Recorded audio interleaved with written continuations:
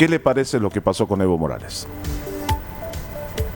A ver, es la demostración de la instrumentalización de la justicia, porque si estos hechos han sucedido desde el 14 de 2016, los anuncia el ex ministro Lima, es la forma de cómo la vendetta aplicada a través de fiscales y jueces, obviamente sobre una persona que es intocable, porque en el país no somos todos iguales ante la ley, ¿no es cierto? Hay ciudadanos privilegiados que no responden por sus actos y hay a otros que les inventan juicios.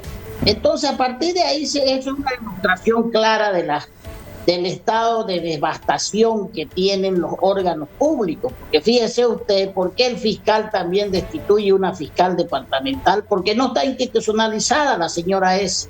Hay 9 fiscales interinos hace más de 5 años. Entonces, es una demostración de cómo, ¿no es cierto?, el estado de la institucionalidad, o sea, del país, está obviamente totalmente destruido, porque estos deberían ser procesos ordinarios normales, donde en un Estado de Derecho y un debido proceso todos debemos estar, ¿no es cierto?, dispuestos a que nos convoquen o a responder ante los órganos públicos.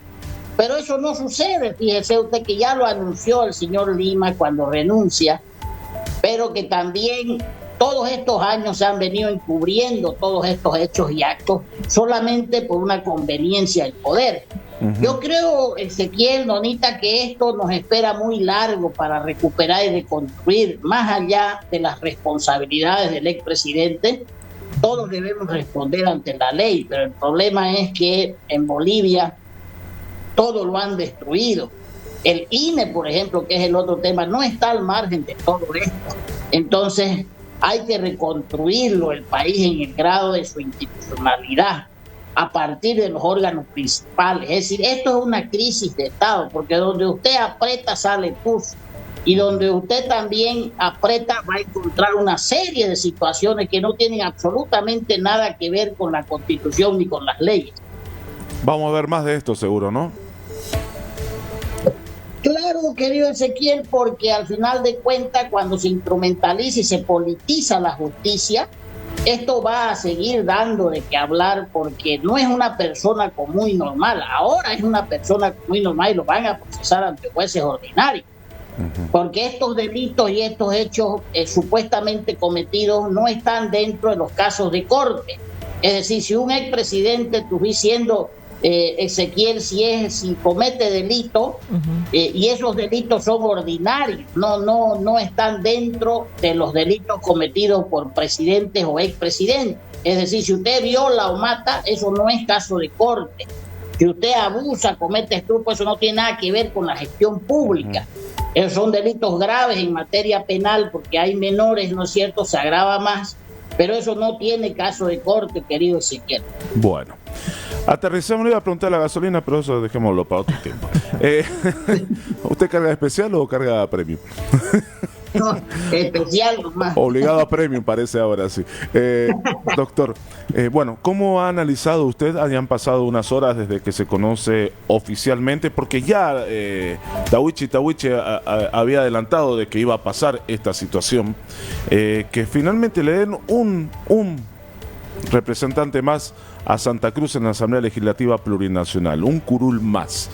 ¿Cómo se entiende esta situación? Cuando la percepción, o por lo menos lo que uno percibe, es que Santa Cruz ha crecido enormemente con un tema migratorio de otros departamentos rumbo a la capital cruceña, sobre todo al municipio de Santa Cruz de la Sierra. Y aparte de esto, que se agrega el elemento de los recursos, si esto pasa con el curul, ¿qué va a pasar después con los recursos de plata? Con la plata que tendría que venir aquí al departamento.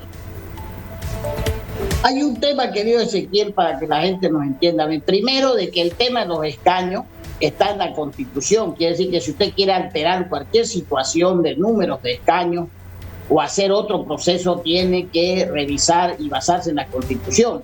El tema de los recursos es por ley y decreto. Ahí no habría mayores problemas en reajustar más adelante, ¿no? Y ahí no habría mayores problemas también de aumentar la coparticipación, etcétera, etcétera. Eso no está en la Constitución. El otro elemento que veo es de que, el daño que se ha producido con un censo muy mal realizado es un daño irreparable en términos de derechos políticos. Nosotros cuando iniciamos la lucha por el censo, no era por tener 1 o 2 o más o 3 curules, sino era porque la representación política, de acuerdo a la Constitución, la Cámara de Diputados se conforma por población y la Cámara de Senadores por territorio. Eso es el equilibrio. Y usted no puede aprobar ninguna ley si no se aprueba en las 2 cámaras. Ese es el primer elemento. El segundo elemento es que todos estos datos distorsionados del INE obviamente que afectarán la planificación más allá de que la prestación de servicios, que ahora tienen muchos problemas principalmente en salud, las alcaldías, las gobernaciones, se va a agravar mucho más porque la población no va a disminuir, va a seguir aumentando. Entonces, el daño que se sigue haciendo al Estado con no haber institucionalizado y tener personas técnicas en el INE, sí va a seguir siendo irreparable. El tercer elemento, Ezequiel, Nonita, es que, este procedimiento que se está siguiendo para llegar a la Asamblea del proyecto está en la ley 1492, que fue otro de los elementos de la lucha. Que en septiembre haya el proyecto de ley, se vaya a la Cámara, porque hay un calendario electoral que probablemente ya empiece en enero, porque en diciembre deberán haber elecciones judiciales, ese es el calendario.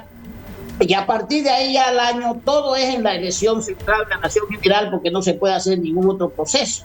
Entonces, fíjese usted cuál es el gran daño. No, ya lo que aumente uno o disminuya uno, Ezequiel, Nonita, eso es un tema irrelevante al proceso de fondo. ¿Qué es lo que va a pasar? Lo que va a pasar primero es que ya no se puede modificar esos resultados porque hay un calendario encima. Si probablemente las elecciones estuvieran para 2026, 2027, más adelante se podría decir, miremos bien este tema de las cantidades poblacionales, no hagan el proyecto de ley, no lo envíen. Y el problema de fondo es el siguiente, y para que la gente nos entienda bien, se va a conformar una Cámara de Diputados con este proyecto de ley o sin este proyecto de ley, al margen de la Constitución, violando la Constitución. ¿Por qué, querido Ezequiel y Nona? Porque resulta que el artículo 146 de la Constitución dice que se conforme en base a los datos del último censo, y los datos del último censo son fraudulentos, no reflejan la realidad de la población. Quiere decir que usted va a tener, Ezequiel, de aquí para adelante, del 25 al 30, una Cámara de Diputados distorsionada al margen de los derechos políticos. Probablemente hartos paseños, cochabambinos, orureños, potosinos en Santa Cruz tengan su representación y sus diputados en su departamento de donde se vinieron. Eso, o sea, es una violación flagrante a los derechos políticos y a los derechos fundamentales de la democracia representativa. Y lo que nosotros iniciamos no era solamente por tener uno o más curules, sino era porque la representación y el peso poblacional incide en la planificación, incide en las decisiones de las políticas públicas, porque fíjese usted que el padrón electoral para las elecciones 2025, para las generales, va a superar el 60% de la población. Va a ser uno de los pocos países del mundo donde va a tener un departamento como Santa Cruz que llegue casi al 70% de la población, porque obviamente ese censo tiene datos irreales. Pero eso se va a replicar también en la prestación de servicios en los hospitales, cuando usted esté esperando 10 ciudadanos en base a los datos fraudulentos del censo y le lleguen 20. El otro elemento es que lo escuchaba también acertadamente al presidente del comité decir que es con otro censo, y tiene razón. Es decir, todo esto se va a saber, Ezequiel, Nonita, cuando estos señores no estén en el poder. Porque en este momento es difícil que usted le pida al INE los documentos y se los preste el INE, porque dice que recién datos oficiales va a tener en abril. Entonces, un estadio de barbarie en materia institucional y administrativa la que se vive, porque no le muestran la documentación, no hay transparencia, no hay eficiencia. Y ahora, si es que ese proyecto de ley se aprueba, así como está, Santa Cruz tendrá 29 diputados, igual que la ciudad de La Paz, igual que el departamento de La Paz, ahora, 29, sí. Y esa representación, ¿sí? No, lo que quería ahí, antes de que pasemos a la otra parte del tema, a ver, el presidente cívico decía de que la única esperanza es que la oposición gane la elección 2025 y realizar un nuevo censo, ¿no? Para poder hacer las cosas como se deben hacer. Y el rector de la universidad dice, estamos en un callejón sin salida. ¿Con cuál de las dos se queda? ¿Hay una salida o la salida realmente es un nuevo gobierno? Lo que pasa, querido Ezequiel, es que para este proceso 25-30, el daño que ha hecho el INE al país, el gobierno, el daño que le ha hecho al país es irreparable. ¿Por qué, Ezequiel? Porque ya ahora en este momento no hay tiempo de hacer auditoría que resuelva la cantidad poblacional para hacer un proyecto de ley como la Constitución manda, es decir, con los datos reales. Y esos datos reales son los que conforman la Cámara de Diputados. Por eso decía, a ver, con este proyecto de ley o sin proyecto de ley, igual se va a conformar la Cámara de Diputados con datos distorsionados. Miles de ciudadanos en departamentos que no han sido contados y que no van a tener representación, pero van a votar el día de las elecciones. Ya no hay tiempo para eso. Por eso decía el señor rector, también muy acertadamente, estamos en un callejón sin salida, porque se va a conformar una Cámara que distorsiona la representación y los derechos políticos de los ciudadanos. No va a ser real, va a ser inconstitucional la conformación de la Cámara, pero así se va a hacer porque hay elecciones generales que hay que hacer y que hay que realizar. Esta situación lo que hay que evitar ver, y ayer lo decía Tufí claramente y lo conversamos telefónicamente con Tufí antes incluso del programa, lo que hay que ver es que esto no llegue a un enfrentamiento entre regiones, ¿no? Pues esto no se trata de que Santa Cruz no quiera a Chuquisaca, Chuquisaca no quiere a Santa Cruz, porque a nadie le gusta perder. Y al que gana no le gusta lo que ganó. Entonces, lo que no hay que perder de vista es que no es un problema entre regiones, ¿no? O capaz lo quieran mostrar así después, pero es eso que no hay que llevar este tema a la confrontación, José Luis. Es que tiene toda la razón Tufí y usted, Ezequiel, porque este no es un tema regional, este es un tema de política de Estado. ¿Por qué nadie pierde ni nadie gana cuando se hace un censo? Porque resulta que la Cámara de Senadores, Pando tiene 4 senadores igual que Santa Cruz, y eso es territorial. Y poblacionalmente el censo mira solo cantidad de población.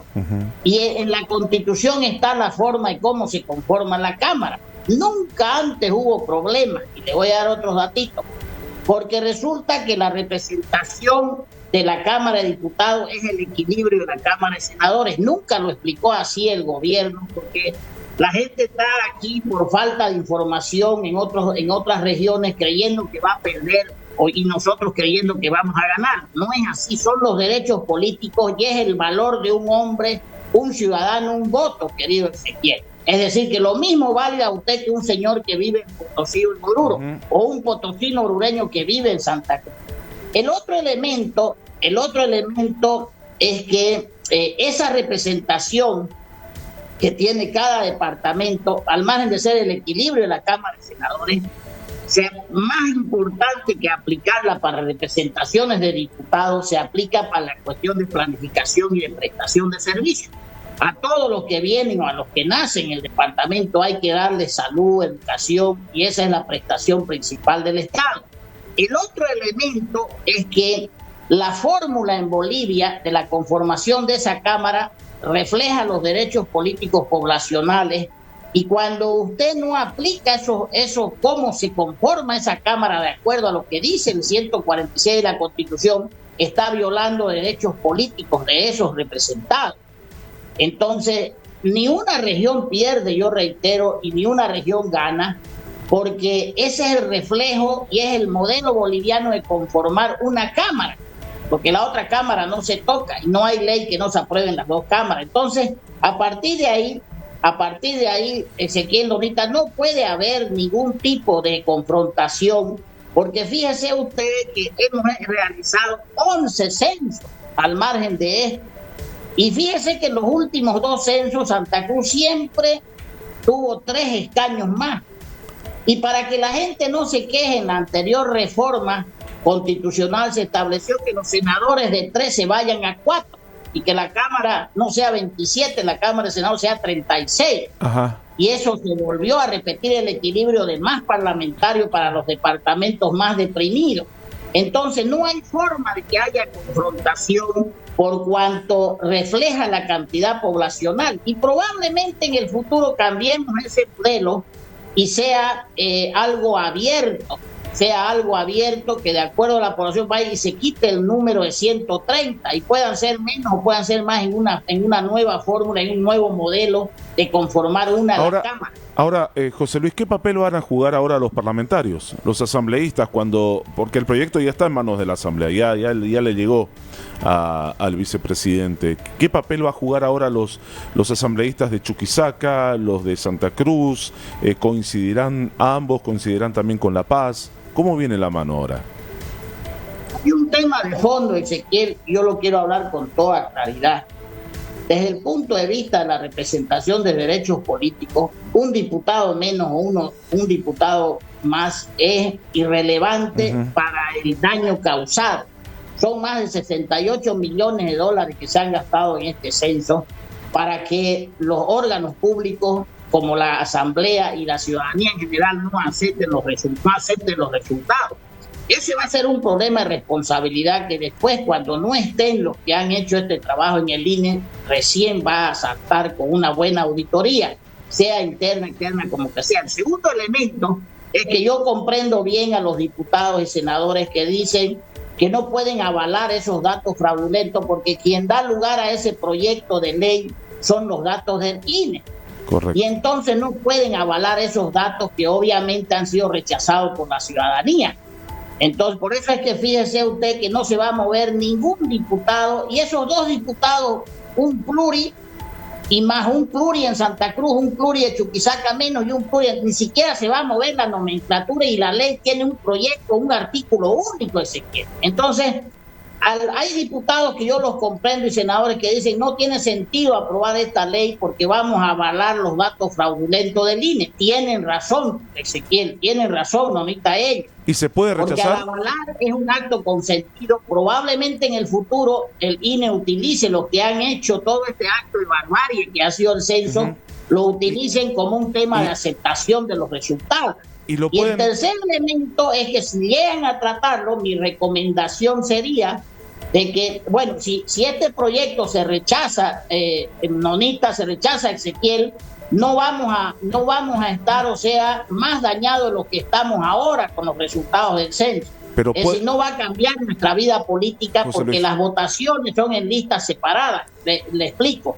Usted va a votar en Santa Cruz con la misma cantidad poblacional para presidente y ese porcentaje va a subir. Por eso dicen muchos que sin Santa Cruz no puede ganar ningún candidato, porque el peso poblacional va al porcentaje en listas separadas. Pero eso es una discusión aparte. A ver, si los diputados y senadores, querido Ezequiel, si los diputados o senadores rechazan ese proyecto, no le van a causar más daño que le ha causado el INE ya hasta ahora al país. Es decir, no están actuando mal, a eso me refiero. Por eso ya muchos de ellos salieron así, porque eso sería aceptar los datos. ¿Pueden rechazarlo? ¿Pueden rechazarlo el proyecto o están obligados a aprobarlo? ¿O pueden rechazarlo? No, a ver, primer elemento es que la obligación de aprobar el proyecto es siempre que cada parlamentario que responde a la región, pero también responde al país, vea que esto se haya hecho bien. Ok, no están obligados. Todos tienen informaciones sobre los resultados del censo, porque la base de ese proyecto es los resultados del INE, querido Ezequiel, no es el trabajo del TC. El otro elemento es que deberían mirarlo el proyecto, si es que cambia algo, porque he visto un artículo único en el proyecto, no, si cambia algo de la ley 421, porque lo que se modifica siempre, querido Ezequiel, es una ley. Ahorita es la ley 421 la que está vigente, la que señala la cantidad, pero señala una fórmula también para hacer diputaciones circunscripciones uninominales. Eso deberían revisar y podrían revisar los diputados y senadores, porque ahí hay una distorsión, ¿no es cierto? Entonces, el próximo trabajo, creo, Ezequiel, más importante que este proyecto de ley, que todavía va a dar para la discusión, es que nos centremos con estos datos, ¿no es cierto?, del INE, con los datos actuales, porque no va a modificar sustancialmente, ¿no es cierto?, lo que ha hecho el INE frente a los datos que tenemos reales, es hacer las nuevas circunscripciones respetando el voto de categoría universal. Me explico mejor. En Santa Cruz tenemos 14 circunscripciones uninominales Esas circunscripciones uninominales deben estar bien en el mapa electoral, en la geografía realizada, de manera tal que un ciudadano como yo valga lo mismo que un ciudadano de Yapacaní, o de Punta Rieles, o de San Pedro, o de Harlem. Entonces, no puede haber, ese yo creo que es un trabajo importantísimo, ¿no es cierto?, para el proceso que se viene el 2025 de las elecciones generales.